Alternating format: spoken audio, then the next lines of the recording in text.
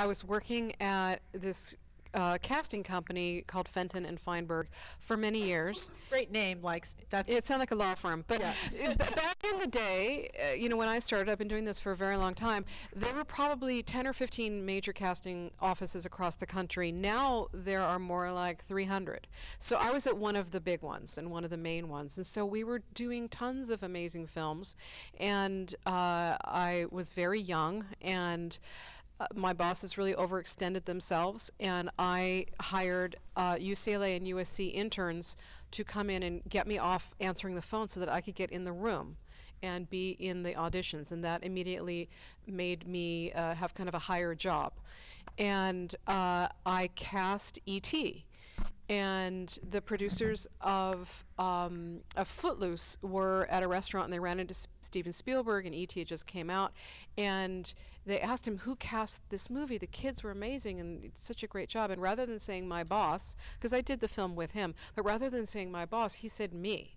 Wow. And so the producer of Footloose hired me to cast this movie while I was at that company, and I brought it into the company. And it was at that point I realized, hey, I can do this on my own. And I cast the film, and then I left and went out and worked as an independent casting director. I've been doing that for the last 75 years. But that was, could have gone either way. But that I know was a break that he said me. And also the producers of E.T. gave me on-screen billing, which I hadn't been getting. I was there for 5 years casting a lot of these movies and not getting actual billing. And they asked my boss, could we give her billing? And he said no. And they went ahead and gave it to me anyway. Really? And that's what put me on the map, and that's Kathy Kennedy and Frank Marshall. Oh, good people. Mm-hmm. Katie, can you think of a break that was important to you? Yeah, actually, it's funny. It goes back to, I did a play that John Patrick Shanley had written at the Public Theater in New York. And, I'd been doing off-Broadway stuff, but that was sort of the first time someone was like, no, you should play this. I auditioned and all that, but it was definitely him, I would say, that gave me my first sort of What was job. What were you playing? A psychic. There was two sisters. It was called Sailor Song, and this sort of whimsical woman, and it was a really fun play. There was dancing and singing, and then also with Alex of Venice, as far as film goes, Chris Messina. When he signed on to direct that really catapulted everything. So he's definitely someone that I would say as well. Alex, is there a moment of a break for you that you can recall?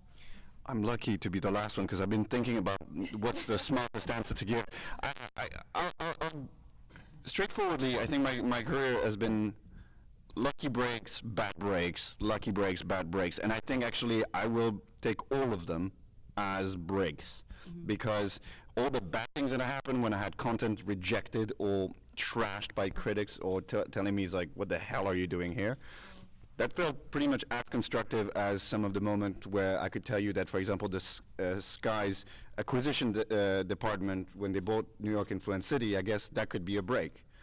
First primetime show of my first feature, that felt awesome. But at the same time, when the movie got shut down by being essentially too niche and too boring by a few other people, it was similarly as valuable because it led me to the same project? Yeah, the same project, because it drove me to just actually be more critical about my work.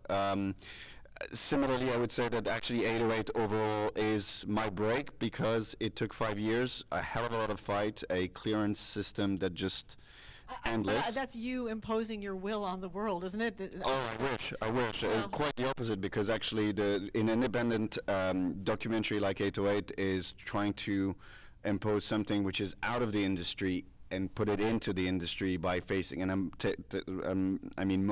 both film and music industries.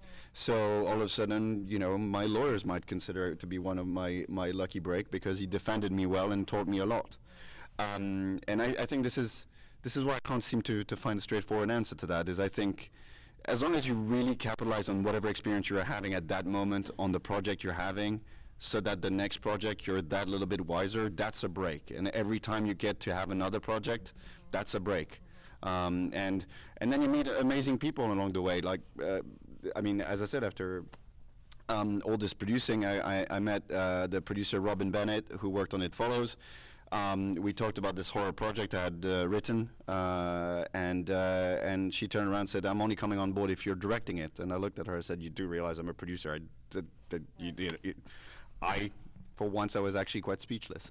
And so I would say that's a break as well. So similarly as I will never feel I broke into the industry, I don't think I'll feel that break fully. I'm just grateful to a hell of a lot of people who did me good and bad.